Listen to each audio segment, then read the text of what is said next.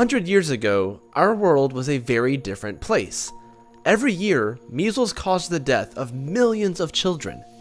An estimated 300 million people died from smallpox in the 20th century alone. But thanks to vaccines, millions of deaths are prevented around the world each year. And that's not all. Vaccines don't just protect you from diseases, they also cut the risk of contagious diseases for your family and everyone else around you. This is known as herd immunity.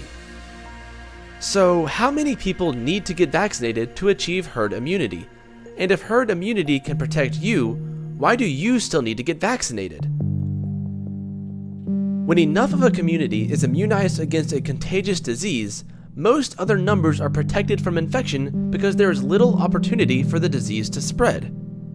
For example, if someone with measles is surrounded by people who are vaccinated against measles, the disease cannot easily be passed on to anyone, and it will quickly disappear again. This is herd immunity in action.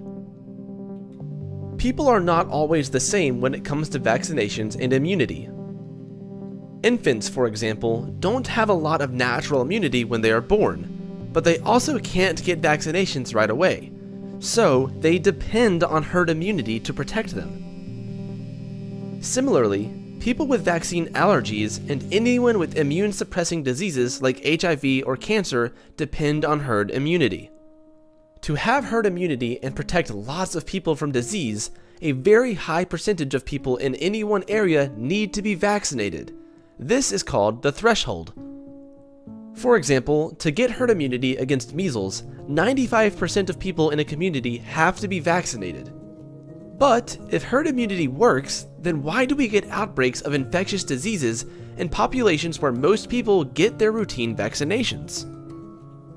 Some countries have seen some diseases eliminated, which means that there is no reservoir of the diseases in the country. But many haven't reached this point. Most of the disease outbreaks are people getting sick overseas and bringing the disease back to a vulnerable community who don't have sufficiently high vaccination rates. One such case was in 2014 when a measles outbreak that started in Disneyland in California led to 147 cases in 7 states, along with Mexico and Canada. So, while herd immunity is a good thing, getting vaccinated yourself is still the best way to be protected. Unfortunately, the anti-vaccination movement is on the rise, which is increasing the rates of vaccine-preventable diseases. What can be done to fight this anti-vaccine crisis? And what will happen if most people turn to avoid vaccinations? The outcome would be scary, but that's a topic of discussion for another episode.